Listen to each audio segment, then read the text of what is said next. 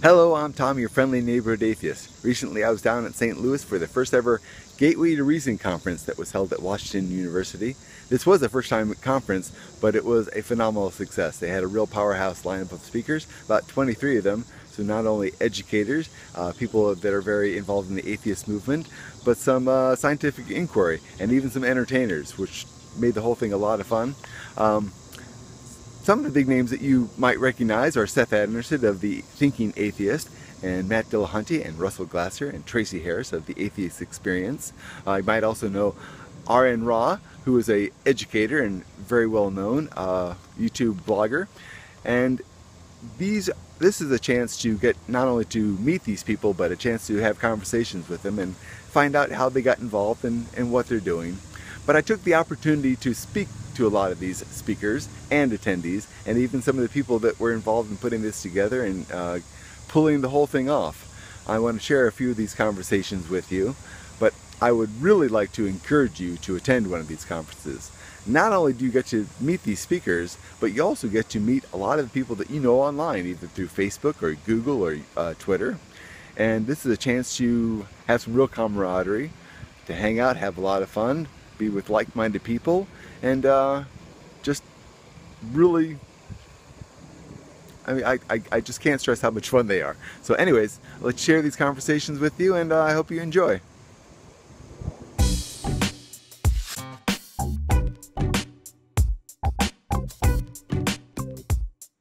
Okay, hello, I'm Tom, your friendly neighborhood atheist, and I'm here at Gateway to Reason, here at Washington University in St. Louis. And I'm here with Thomas True, the creator of such an event. Organizer, well. Now, this is a very first time event for you, and I imagine it was a ton of work. You said it took about 14 months to I started working on the actual conference about 14 months ago, contacting various speakers, looking at various venues, looking at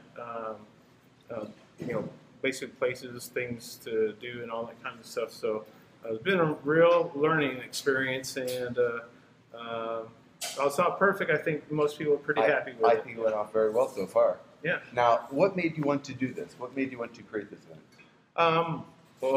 That's a long answer, but I'll give you the short version. Yes. Is that I felt like this was something that was missing in the St. Louis region. We're like 2.7 million people here, and there's really hasn't been any big event like this in the region before.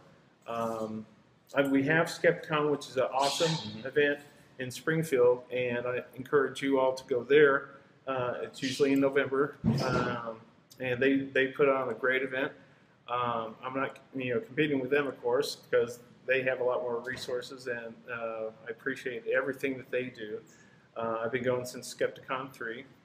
But with that said, in the St. Louis metro area, we just really didn't have too much. Occasionally we'd have a speaker come in, not too frequently. And my vision was to try to promote in the St. Louis area a more visible atheist, non-theist, skeptical type of community, so that the people who are out there, not out yet, will say, hey, there's a group there that is like me. Let's go join up. So with that, I started working on it about 14 months ago, contact people, places, and etc. And here we are. Now, you managed to get some pretty top-name speakers. I mean, Dan Barker is the first time I've gotten to see him speak. And he's he's kind of like a grandfather of the movement. Yeah, absolutely. We got Matt Dillahunty and R.N. Ra. R.N. Ra. A lot of big names. Dave Fitzgerald. How did you manage to attract these big names? Well, for time event? First of all, let's say that they have contributed greatly to making this conference happen, because the vast majority of them have waived their fee to be here for this first inaugural event, which helps kick it off. So with that said, as we move forward, hopefully to have one next year, the conference is going to honor them by helping us out, and they will get, whoever's here will get their standard honorarium, stuff like that. So sadly, that means if you missed this first one, the tickets are going to be up a little bit.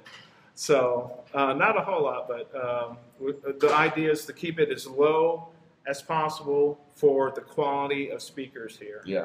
So there's some speakers that just to get them for one show, 2 or 3 hours, is $50,000. Yeah. Believe me, I looked into those guys too. Mythbusters, they're $100,000 each. Yeah. So.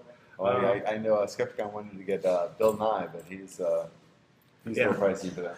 So that's why I'm saying these people who have been here support what they do because they are supporting this in the St. Louis and the greater area. I mean, we've had people from Kentucky, Texas, Iowa, Canada, all over the country. And I never thought we'd get people from that far away. So that's pretty awesome. Now, I can't remember quite how I heard about this, but I was going to go to TAM. That was my big plan. And then I found about this, and this being cheaper and closer, and just the lineup of people. And a lot of these people I've already met, so it was doubly I wanted to see them again. So it was a great opportunity for me to come here. Yeah. Now, one thing that you've done differently is you've got some scientists as speakers. Yeah. My logo here for the conference includes education and science. So while we all consider ourselves skeptic and intelligent and all that, generally speaking, sometimes you kind of forget things or haven't learned things that are helpful to us to increase our skepticism, to evaluate things better. And that was a very important aspect as I was developing this conference, to show that education is important to us. Unlike some groups that really don't rely on education as much as something they think or read about something. Now we're at not to mention the group specifically. Now we're at a university, and I admit I haven't looked too deeply into who these people were. Are they people associated with the university, or did you look for them? You mean Washington University? Yeah. No, the facility is being used here, but they don't really have anything to do with the campus other than having the space for us to have it. Okay. So, well, I mean the speakers. We had Cater Murch. Cater Murch is a quantum physicist from the university, and he was the only one. I reached out to some of the people here from the university because obviously it made sense to try to have somebody from the university here. And since we're on the campus, and such amazing facility. I mean, just 3 buildings down is where all the Spirit Opportunity rover information comes in from Mars to analyze that. When it comes in from Mars, it comes here first, and the first eyes that see it are right here at Washington University. That's cool. In that same building, they have a full-scale replica of the Spirit Opportunity rover, so you can get your picture with that too. Well, it's a gorgeous campus as well, and you are hoping to have it here again. If you I need space, and if they have space available, then that would be awesome. And again, with being my first conference, there's a learning curve on trying to help people find location, but lesson learned. And they do have a place on the other side of campus called the Edison Theater, and depending on who I've talked to, it should accommodate about 1,000 people. So if that's an option for next year, we can do that. We can also look at doing it down, there's a Holiday Inn near South County, I-55 and 270, which is convenient to me because I live about a mile from there. And it's easy. That's very helpful. It's very highway friendly too, so it's easy to drive there. And it has an actual address, so people say, "Well, how do I find that?" Well, we don't actually have an address on campus, so that's been a problem. And I'll make sure there's maps in the future.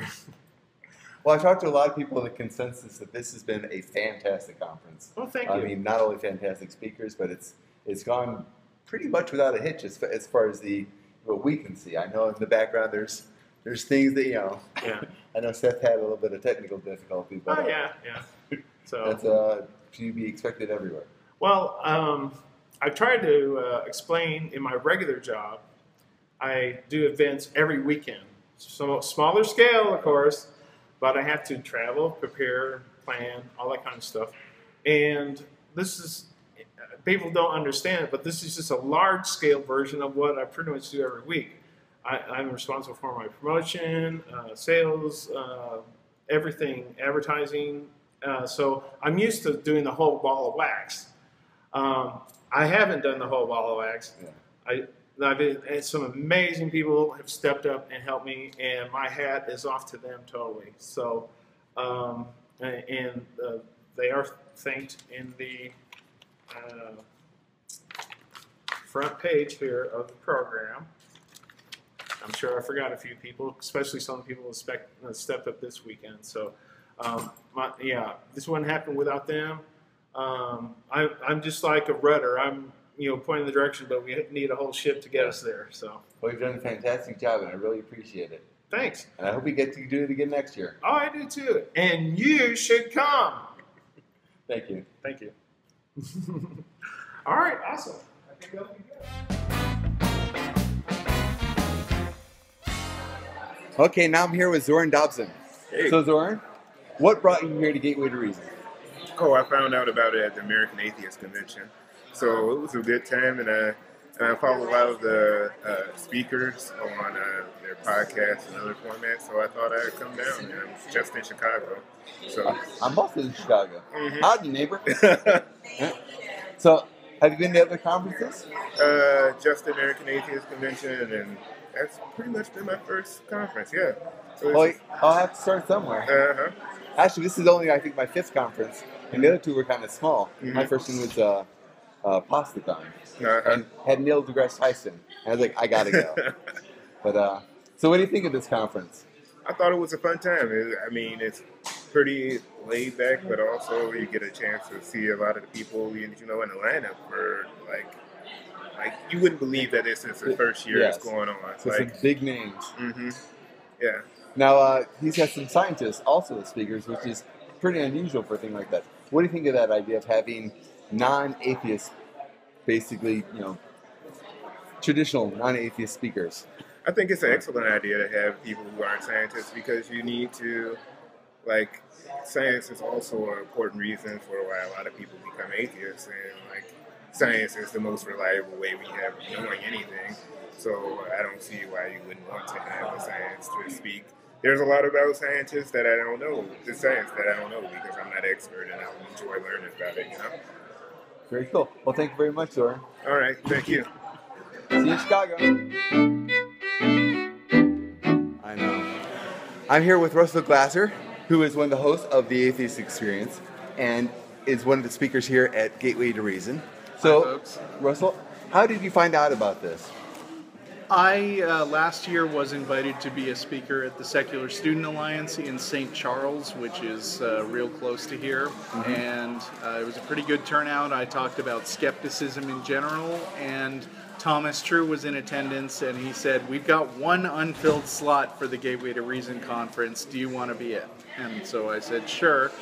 And they put me on as the first speaker right after the movie. I was on at 3 p.m. on Friday yesterday, and I was really impressed at what a turnout they had gotten for this conference.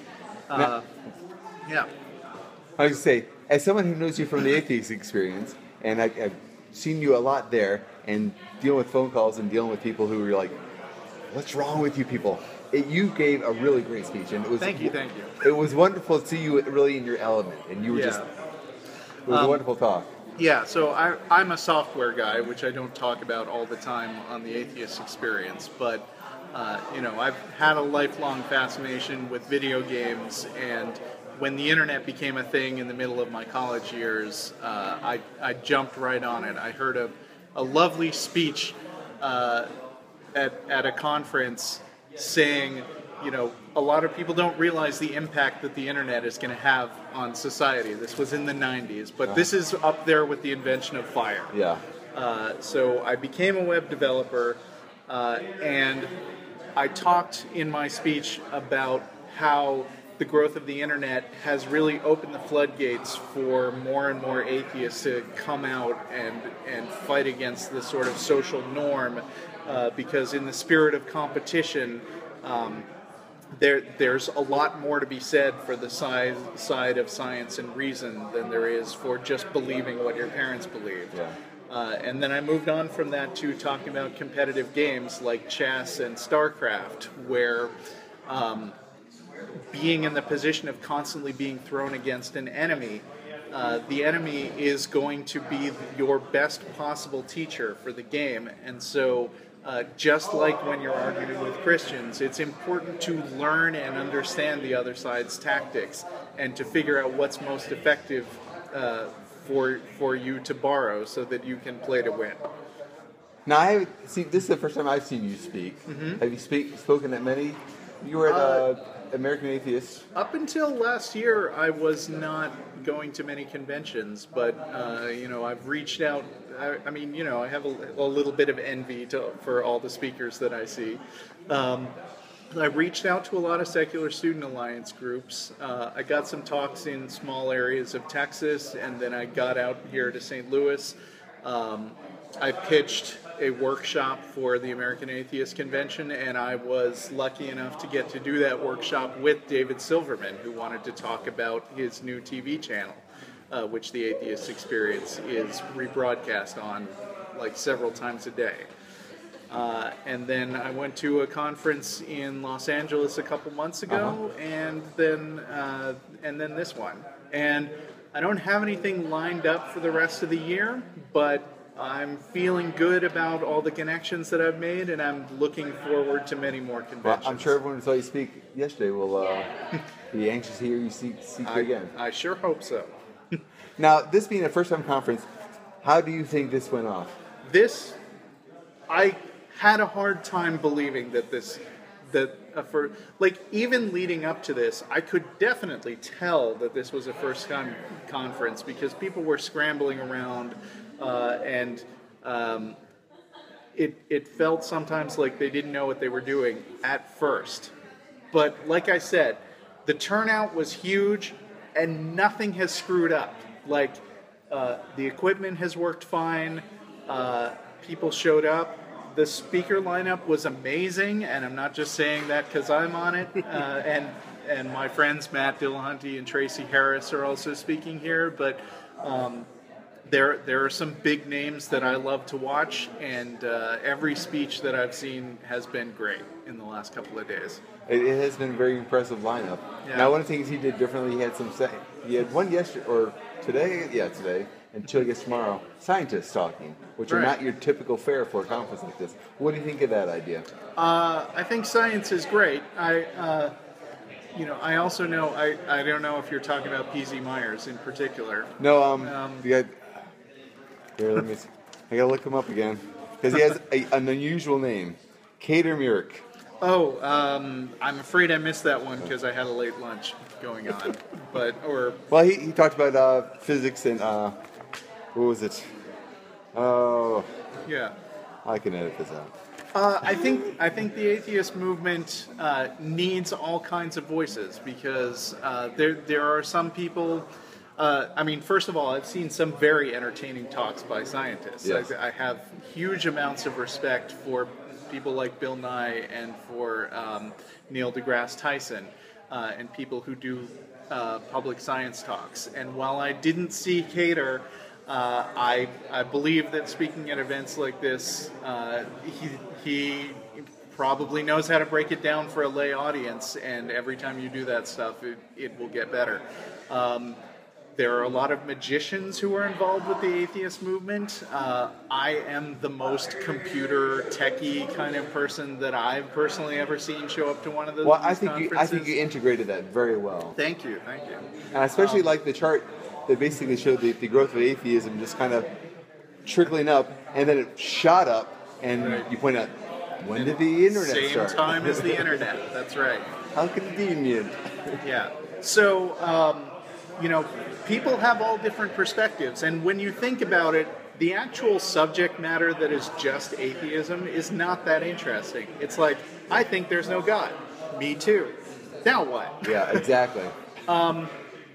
The answer to now what is there's a whole world out there that a lot of people use God to sort of explain away a lot of it. So and without God as a ready-made explanation for where the universe comes from, you need something like science, which is complicated and intricate, and so we need people to talk about science. And without a God to explain where morality and ethics come from, we need a secular system of morality and ethics, and that's why we have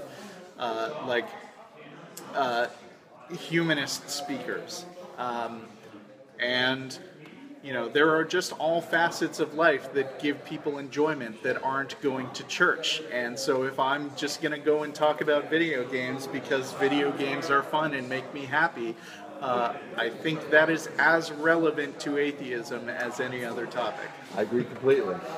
Well, thank you very much, Russell. Thank you. And you can see him on the Atheist Experience fairly regularly. Okay. But how many times it's a weekly show and you're on? It's a weekly show. I'm on maybe once or twice a month. Yeah, I was going to say. And about half the time it seems like. Yeah, and I also do 2 episodes a month of an audio series called The Non-Prophets. That one too. So hope to see you guys in the audience. Thanks again. Thank you.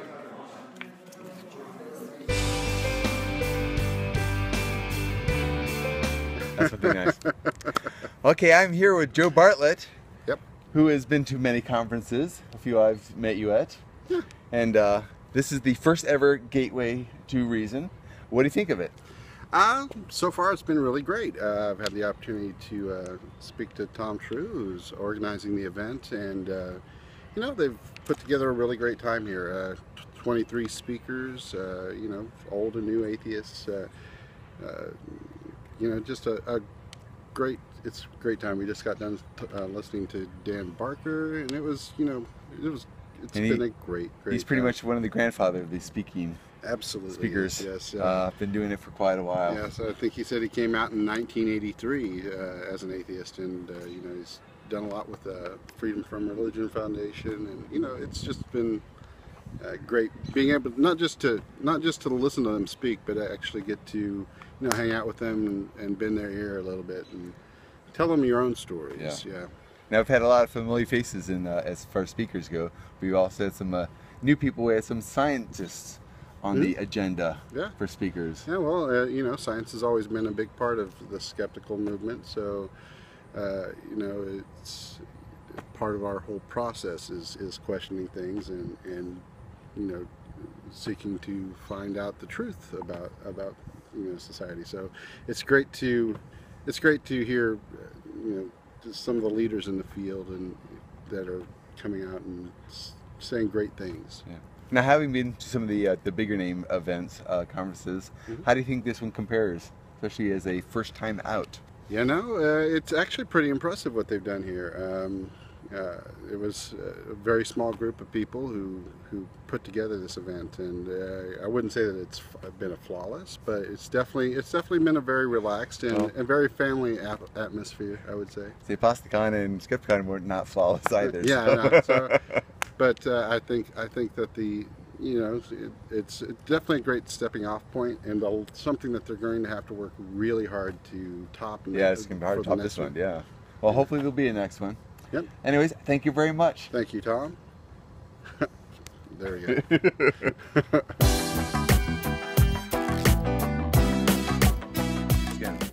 Okay, now I have with me R.N. Ra, who is a legend in the atheist community, as far as I'm concerned. Blowing smoke up my butt. Yes. Anyways, so this was a brand new conference. How did Tom get a hold of you? I mean, how did you come to know about this and get involved? Oh man, I don't even know. It was either email or Facebook, or I think actually both. And that's probably the best way is to go both. As far as the conference goes, I generally prefer when you can do it inside of a hotel where you don't have to walk to different buildings, especially when it's this hot. Yeah. But I do like the venue, and as had been mentioned before, you had Mr. Wizard doing his presentation in a giant college classroom with all wooden walls. As you can see, we've got some excellent wood here, and you've got the periodic table up. So I mean, it's, I don't know, you see this kind of wood and it harkens you to a church, but then you see the periodic table and you're like, oh, okay. And it's so appropriate for Mr. Wizard. So how do you think this all went out, being that this is a first run job for him? I mean, Well, it's not without a hitch, but it's pretty good. I mean, especially for a first attempt. I don't even have any complaints. You know, not with the conference anyway. The air conditioner doesn't work very well in my room, but that's not their issue. I mean, it's been a hell of a lineup that he managed to collect. Yeah, and I was really surprised that he invited a couple of people, and out of respect, I won't name them, but they wanted $50,000 to come down here. Yeah. Jeez, some people need to get over themselves. There's the reason we do this is because we're activists. We want to change things, and it's not about money. And if you're asking for tens of thousands of dollars to make an appearance before activists who are just trying to make their world a little better, help them out. You know. Now he did things a little bit differently. I know P.C. Myers is done this before, but he had a couple scientists. I mean, like actual people who science is their field, not atheism or activism. Do you think that was something that worked out well, or was it a good addition? Well, see, that's the beautiful thing about when you talk about the collective atheist activism, you have a world of expertise. You have people who are just science advocates, like myself, and you have people that may be able to present well. But it's important to get the people who really know the secularism, the politics, and the political angle. I mean, we certainly need that, right? And people who deal with law in these sorts of matters. There are great presenters and that sort of thing too. There are people that have legal degree, like Neosi, for example, and people that have legal degrees and experience dealing with secular issues and protecting your rights, right? You want to hear from these people. And then it isn't just the scientists, but we need the scientists. There's also great philosophers involved in this too. And like Dan Dennett, for example, and Peter Boghossian, and a handful of others that I could name. There's a wealth of different fields that we need to hear from in social justice, on racism issues, on environmental issues. We have Planned Parenthood here, and I mean, there's so many different perspectives. And when people are talking about making the world better, we're not all. We don't all share the same unified goal on everything, or we don't fixate on all of the same priorities, but we do have a common interest, and so we have an overlap. So it's best to have us all work together, because we know if we can help each other out, we're going to get closer to the individual goals that we have. I mean, I think it's safe to say we all want the world to be a better place and not screwed up by those who are stuck with ideas that are long since obsolete. And where some people might have slightly different priorities overlapping the one common goal, meaning that we're all moving in the same direction. So if he has it again next year, do you think you try to make that one, or you wait for the invite? I'm going to wait for the invite. I cannot go to conferences just because I want to go. Yeah. I'm actually going to ApostaCon, but it's even though they didn't invite me to that, because it's in my hometown. Yeah. I'm going to be there. I think that's why they didn't ask me. They knew I would be there anyway. You just show up. Don't worry. Now you do a lot of conferences, and you told me earlier you've got them all over the world, basically. Yeah, this last year and this next year. I'm doing I can't get into details yet, but because not everything is concrete. But it looks like a dozen countries in 2016. Nice. How many do you think you do a year? Normally I'm booked for like one conference, or in the last few years I've been booked for like generally one conference a month. And I prefer to keep it that way because I can't do original material more rapidly than that. Not while doing everything else that I do at the same time, because I do quite a lot actually. But this last year's been crazy because this is my 17th speaking conference this year. And in this case, these 17 conferences were in 12 different countries on 3 continents. That's a lot of traveling. Yeah, across both oceans in 1 month. Well, you had the Unholy Tour down under. Mm-hmm. How'd that go? That was fantastic. The people at the Atheist Foundation of Australia took really good care of us, and they made it a spectacular trip. I love these guys. Fortunately, that went so well that they're interested in bringing other people down, and so we'll connect. And when we have talent up here that they want to have down there, we will make sure that they're connected to the same people that took care of us, because it was a bang-up job. They were in the black at the end of it all, even though it was grandiose, and it was a really excellent time. Well, that was I miss when you were here. I miss when you were there. but at least I got to see the videos. Which is another nice thing is that pretty much all of your work is online on YouTube, and hopefully a lot of these videos, because you gave a really great speak and it was hilarious. Which you look at this guy and think, funny? No, that's not funny. But anyways, thank you very much. I really enjoyed your talk, and I really enjoyed seeing you again, and hopefully I'll see you again soon. All right. Night.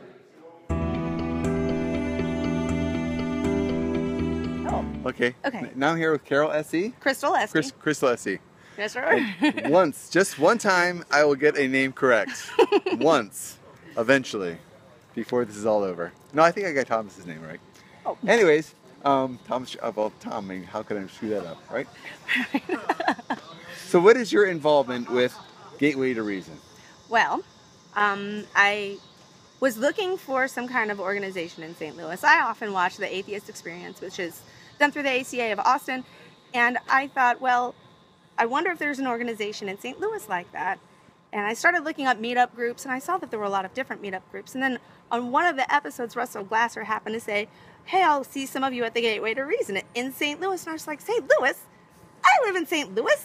So I went to the website, and there was a spot where you could volunteer. And I thought, well, you know, I'm good at organizing things. I've worked in different conferences before, so I'll see what I can do. And I emailed Tom. I'm like, I will work in any capacity you would like. I thought maybe if I did that, I would meet some fellow atheists in St. Louis. We could organize, kind of start getting a group together, because there's a lot of different meetup groups, and I was hoping to kind of coalesce them, put them together. Is that the right word? Close enough. Coalition of meetups. That's what I want to say, but that's...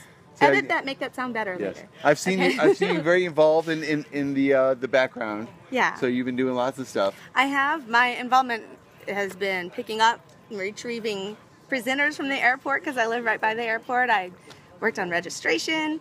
Kind of any capacity Thomas needs me, I'm there, kind of his right-hand girl. Now, you haven't been able to take part in the speakers and such, but how do you feel all this is going over? Oh, I think it's fabulous. I think we've had a great turnout. People from all over the United States have come. People from Ontario are here. And the fact that Thomas put this together, seriously, as one person, he seriously organized this whole thing. And the first conference he's done, and it's turned out really, really amazing. The vendors seem to be very happy with the turnout. It's great. It's now, have you ever gone to any other conferences? This is my first, so I'm a virgin.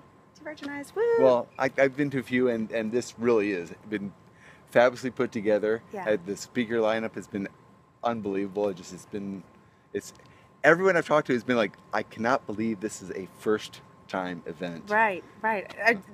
Just looking through the names of people who are here, I was floored, and I was like so excited, not only to be a part of it, but to get to pick up the speakers. It gives me a chance to speak with a lot of them one-on-one, which is kind of why I wanted to volunteer, but it was pretty fun. It was pretty fun. It's nice to know, a lot of these people, the speakers are, there's some big names here. Yeah. And people that I've looked up for years, and it's always nice to find that they are very personable, just friendly people, and it's.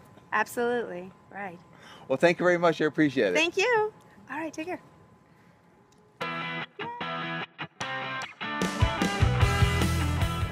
Okay, now here with JT Eberhard, and Hi. one of the founders of Skepticon, which the other one just ran away. Anyways, being someone who has created a conference, what do you think of this one? God mode, like straight up God mode. There is a God, and it's Thomas True. Like, okay, Skepticon 1, we had 2 speakers, and it was a nightmare just making that happen. And so Thomas for his first conference not only brings in, like, what, a million speakers, but like they're all top tier. They're all high in demand. They're all people you've got to really work to get to. Just amazing, and everything's going so smooth. Like, he's got to be so proud of himself. I'm impressed. Yeah, it was this very impressive lineup of people, and it's been pretty well flawless as far as conferences go. I mean, it's hard to put something together like this and have everything go smoothly, and it's for the most part gone very smoothly. Yeah. And I'm sure there's bumps behind the scenes we never get to see. And knowing Thomas, I'm sure that kills him. But like out here, everything looks like it's running completely smooth. So you excited about your talk tomorrow?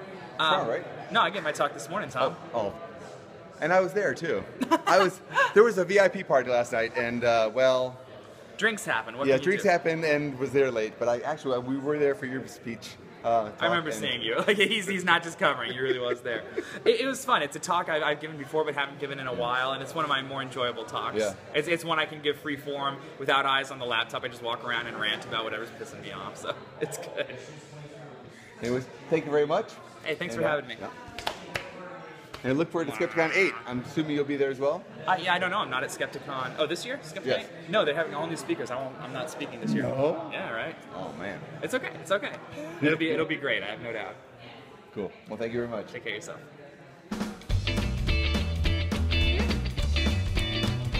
Anyways, I'm here with Johnny B. Secular. Hey guys! So how did you find out about this conference?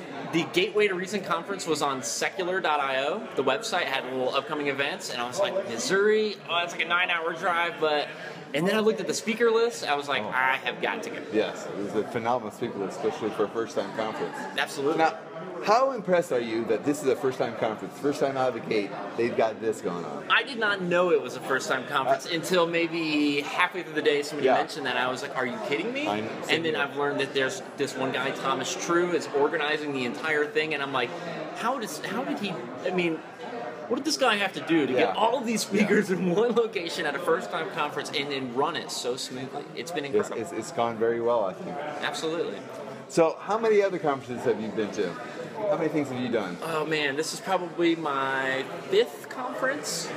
We went to ReasonCon in North Carolina, a conference called Wonder in Atlanta. My favorite not conference, but kind of conference was the Matt Dillahunty and Seitan Brunke debate in Memphis. That was just fantastic. Same kind of atmosphere, all the great people there as well. But yeah, we've been showing up at a couple, and then as long as we can make it, and they're affordable, which this was incredibly affordable. I'm surprised that they're able to get the price down that low to make it something that's accessible for everybody. Well, from what I hear, this is the first year deal. Oh, next year is gonna be like $600. Yeah, and it would be worth it, but no, but it's nice to see that, I've started to learn that these conferences are not as expensive as I thought. Some of the major big ones you may spend a lot of money on to go to, and I think that could almost deter you from looking into other conferences, but don't let that deter you, because there are a lot of conferences going on all over the place. Yeah, there's and more and more of them. They're affordable. Yeah. They really are, and you can have a great time and be around people that you can be yourself with, and you can learn new things, and you can kind of celebrate humanity and celebrate the universe and be part of something much bigger. It's great. Now, I've been talking to several of the speakers and some of the other attendees. Now, you're a little bit special. You've got a podcast, and you're doing your own interviews here. I'm just running around like crazy. We do have a podcast that we do. It's called Atheist Analysis. It's an interview style, and we interview people. We also put another segment in there called Conversations with Christians. One of the shows that was particularly life-changing for me was the Atheist Experience. So we've kind of replicated that style. But the 5 to 10 minute calls were not enough for me. I always wanted to go deeper and see what happened to those conversations after the fact. Because in our own personal lives, that's what happens. We sit down at the coffee shop, we sit down with friends, and then the topic inevitably comes up sometime, and then it turns into this 2-hour conversation. And if you only have that 5-10 minute rebuttal time, you may not necessarily know where to go in that conversation. So we've made it a point to see where that conversation goes past that 5-10 minute mark, and doing as long as hour. Actually, we've gone up to 3.5 hours discussion. We record it. It's like we're sitting down at a coffee shop. Like dogma debate. Exactly. Same kind of concept. There's tons of content out there, which is fantastic. But I still think that there's always room for more content creators, because everybody is unique and different.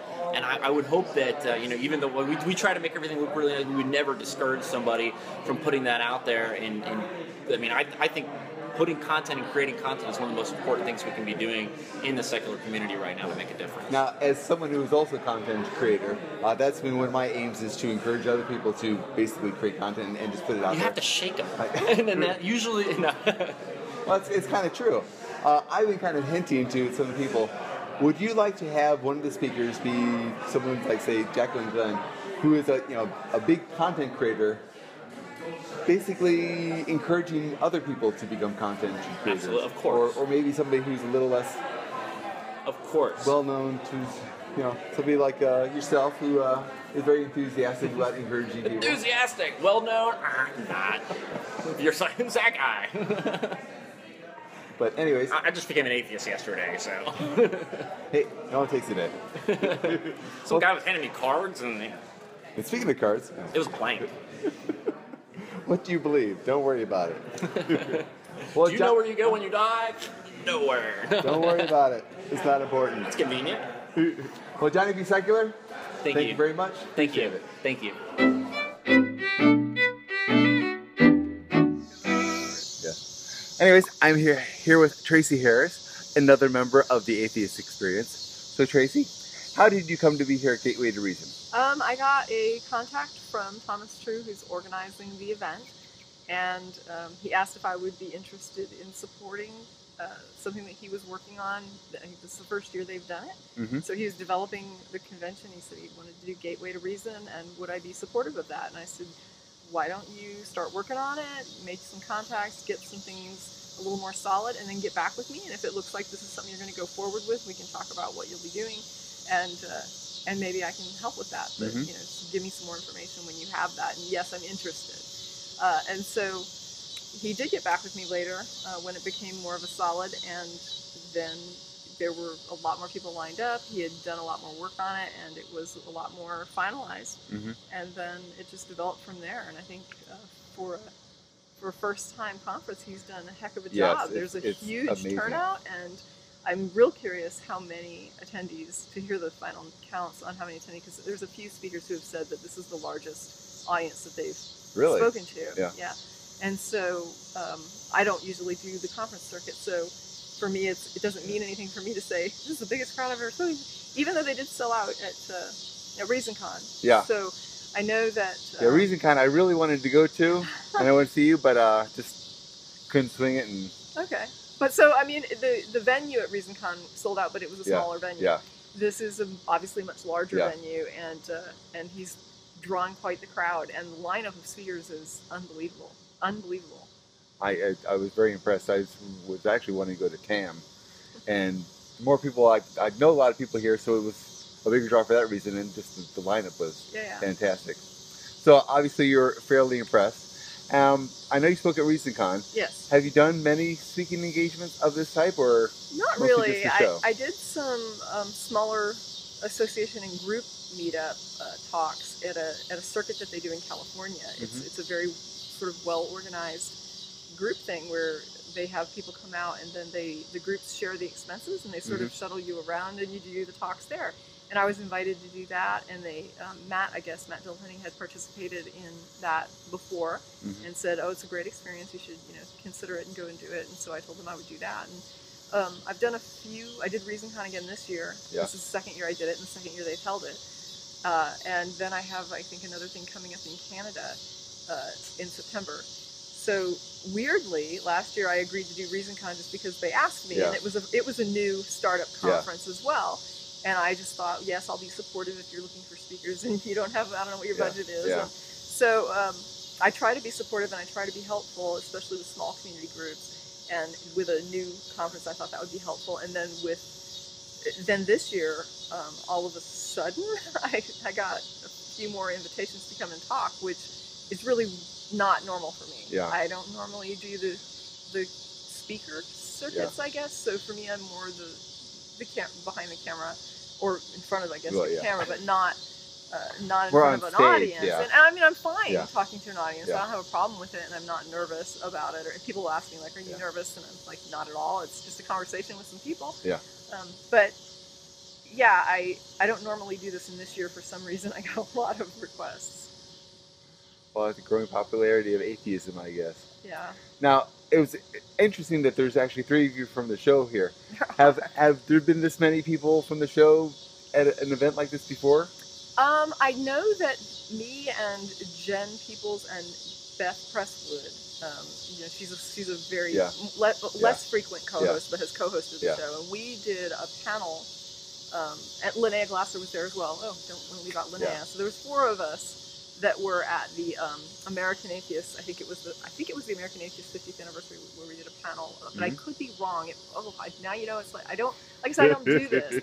It was a panel, and so it could have been. Oh, now wherever we did do it, they're gonna be like, oh, feel really bad. So If you're interested, Google it. There was a 'cause, panel there's- discussion with me and Beth It's and Jen. out there somewhere. It was at an atheist conference, and I apologize because I think I just got the wrong panel, or maybe we did panels at both. I don't know, but I don't keep it straight. I'm very bad with stuff like that, and so there was that, which I probably shouldn't even brought up. But as far as regulars on the show, I think this is. Because the three of both you were hosts- at American Atheist. Were all three of you there?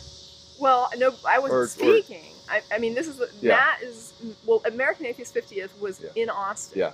And I know that. Well, the one that was just in Memphis. Oh, now I wasn't there, so I don't know who came. Okay. But I know Russell and Matt are both hosts, Yes. and they're both here as speakers, and then I'm a co-host, and I'm here as a speaker, and so that's as far as I know the most. Yeah. Matt said he has the experience of going to these things because Matt clearly does the Yes, talks and debates and things. And he I've been said, at three of them, and he's been at all three. well, he said that he often gets asked, like, is anyone else here from the show? And he'll say, no. And he said, this is the first year that I get to say yes. Russell and Tracy are both here, so we're here. Well, it's been a lot of fun having you here. Oh, I I've had appreciate a you great taking a few minutes to talk to me. Absolutely. Was there anything else? Or? No, that's pretty much it. Okay. Thanks. Well, cool. It's a beautiful campus, Yes, too, by it the way. is. University of Washington, gorgeous campus. Thomas said that. Or Washington University. See, I can't even get that right. Trust me, I've screwed up everyone's name, including Russell. I know he's a little. My name's Glasser, not Glasser. But, okay. I was like, how would you? But yeah, okay. Yeah. But anyways, thank you very much. You're welcome. Great to see you here too.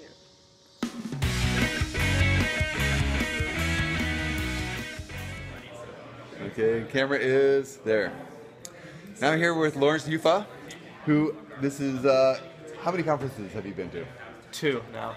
Which the first one was the first one was Myth Information. And you were involved in the creation of that. Yeah, I helped set it up. I worked with the Mythicism Milwaukee team, and it was awesome. Like I never even thought that I would be doing this, so it's pretty great. So you know a little bit about what it takes to put on a conference. It's so much work, way more work than you ever would have thought. It's actually pretty insane. Now that one was a one-day conference. You had 3 speakers. This one's a 3-day event with 23 speakers, or 22 speakers, and some big names. What do you think of this conference? It's incredible. Like I am meeting some of my heroes, like Matt Dillahunty, Russell Glasser. Who else is here? I got the names. Don't worry, I got the names. Hemant Mehta. He hasn't spoken yet, but he's supposed to speak tomorrow. Aaron Ra, like some really big names. Like it's crazy. Like I never thought that I would be talking to these people. Yeah. Well, it was last night. I know you spent some time with Aaron. It's fun hanging out with him. Yeah. He's this big, burly, scary-looking guy, and he's like just a big old teddy bear. Just fun, nice guy. It's pretty great. But it's wonderful to be able to spend time with these people, and and a lot of the things that they have to say and the talks they give are pretty good. Now this one it's got a new twist where it's got some scientists. What do you think of that idea? This one? Yeah. Yeah. Well, we had one this morning. Yeah, that's I wasn't here early in the morning. So I partying late with Aaron. I know with the VIP party. I was there too. Exactly. We closed the place down. It was a fun night though. So I think it's great to have scientists here. Like I think it's incredible because like that's what I'm good at. Yeah. Like when it comes to philosophy, I'm not the best. I'm fine with it. When it comes to history, I'm not the best. I'm fine with it. Like science is where I'm really interested in. Like I do a lot of my own videos on. I just did one on antimatter, and I did one before on why the universe is flat instead of another shape. So I do a lot of stuff regarding cosmology and physics. Well, so I think it's great to have scientists. Yeah, I thought it was pretty neat.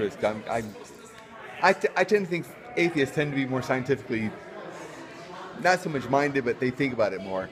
I definitely do, and it was really cool. I mean, it's a fun twist. Anyways, thank you very much. Appreciate it. Yeah, no problem. Thank you for having me on.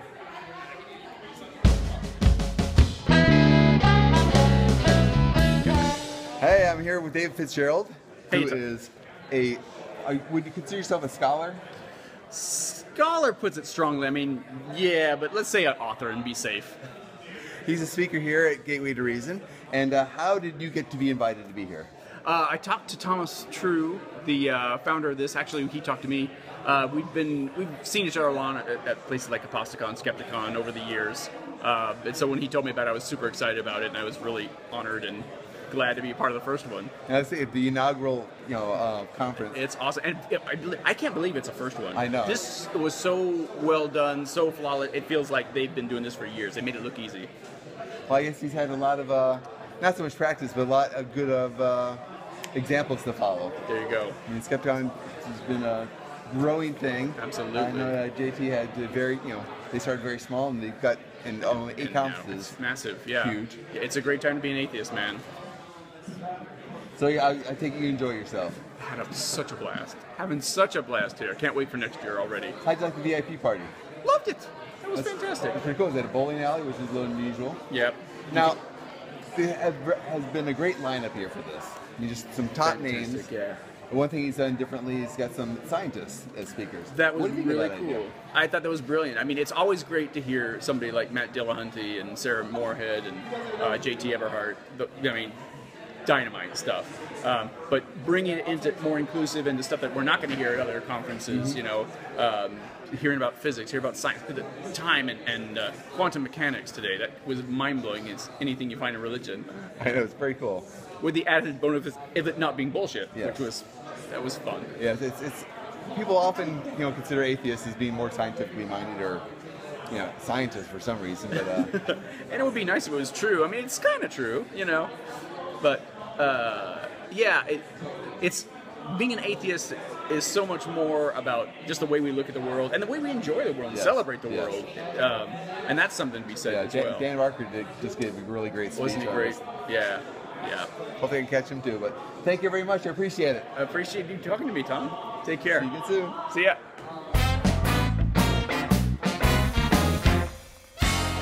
Okay, now I'm here with J.D. Brucker, and this is the very first Gateway to Reason. What do you think of it?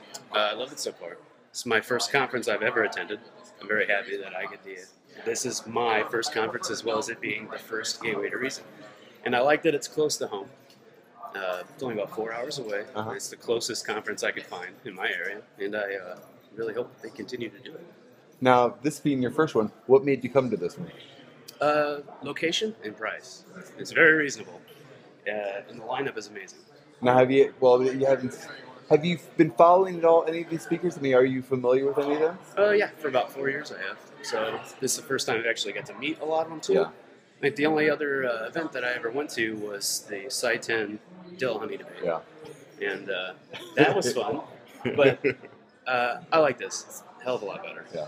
Oh, you were at the VRP party last night. That was a blast. It's really cool being able to get some one-on-one time with the speakers who, if you're like me, I've looked up to these people for a really long time, and it's like they're just regular people. Yeah, now they're just normal, living, breathing human beings. Well, thank you very much. Appreciate it. No problem, man.